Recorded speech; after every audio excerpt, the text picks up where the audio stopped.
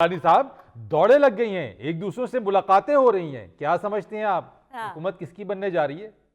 देखे, बात यह है कि हमने पहले ही कह दिया था कि वजीर आजम बिलावल भुट्टो जरदारी साहब हैं, उन्हीं को बनना चाहिए और इंशाल्लाह वही बनेंगे। तो बाकी ये जो दौड़े लगने वाली बात है, आपको याद होगा कि जब हम छोटे छोटे थे तो जिस गली से भी आवाज आती थी, बालो कुड़ियो वंडी दी शरीरी ले जाओ, तो सबकी दौड़े लग जाती। सदके अब तो हुकूमत बनते वक्त भी बिल्कुल बालो कुड़ियों वाला हिसाब हो जाए।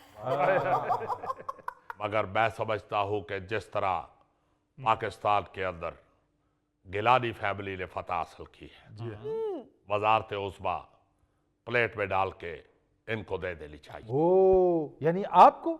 नहीं, मुल्तान के जो गिलानी फैमिली है उनको। तो उस फैमिली के सरबराह कौन है? सैयद यूसुफ रजा गिलानी। मैं तो खुद उनका मुरीद हो गया हूँ, क्योंकि लोगों ने जिस तरह उनसे मोहब्बत का इजहार किया है, मैं समझता हूँ कि इतनी मोहब्बत का इजहार गोगा कभी कीमे वाले नान के साथ भी नहीं करते। वाह वाह वाह वाह। और आप सब जानते हैं कि गोगे को अगर कहीं कीमे वाला नान बटता हुआ नजर आ जाए तो गोगा मोटरसाइकिल को ब्रेक भी नहीं लगाता, चलती हुई मोटरसाइकिल से उतर के दौड़ लगा देता है। तो गिलानी साहब, वजारत उस्मा गिलानी फैमिली को क्यों मिल जाए? जरदारी फैमिली भी तो पूरी जीत गई है। नहीं, वो तो सिर्फ बाप और बेटा जीते हैं। जी हाँ। तो गिलानी फैमिली तो मैंने सुना है कि 3 बेटे और बाप जीता है। गिलानी साहब कैसी बात कर रहे हैं? बिलावल साहब जीते हैं, जरदारी साहब जीते हैं, जरदारी साहब की दोनों बहनें जीती हैं, उनके बहनोई जीते हैं। देखे, मैं तो फर्स्ट रिलेशन की बात कर रहा हूँ। अगर आप फिर फूफियां फूफड़ इकट्ठे करेंगे तो फिर हमारे भी काफी हो जाएंगे। वाह वाह वाह वाह। वैसे फरीद साहब, ये इलेक्शन हुआ है या वलीमा हुआ है? सारे विद फैमिली लड़ रहे हैं इलेक्शन।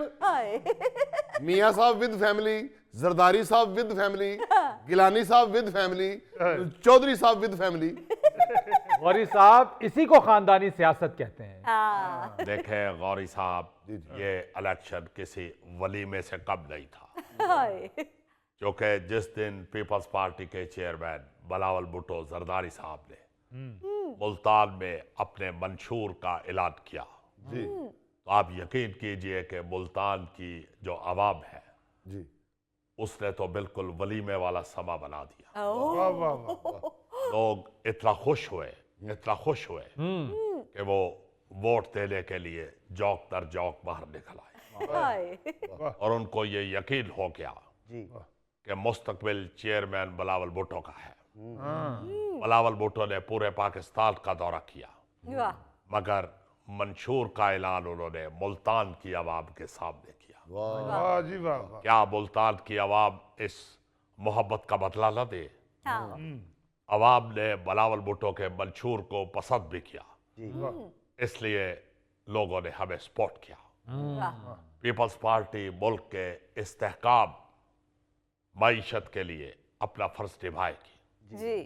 जब मैं वजीर आजम था उस वक्त भी सियासी इस्तेहकाम था, और अल्लाह ताला के फजलो करम से हम तमाम स्टेक होल्डर्स को साथ लेकर चलेंगे। आप फिक्र ना करें, ये जितने मर्जी दौड़े लगा ले, आप देखिएगा जी कि अल्लाह ताला के फजलो करम से इस सियासी देग के ऊपर बैठना आसफ अली जरदारी साहब नहीं है। वाह वाह।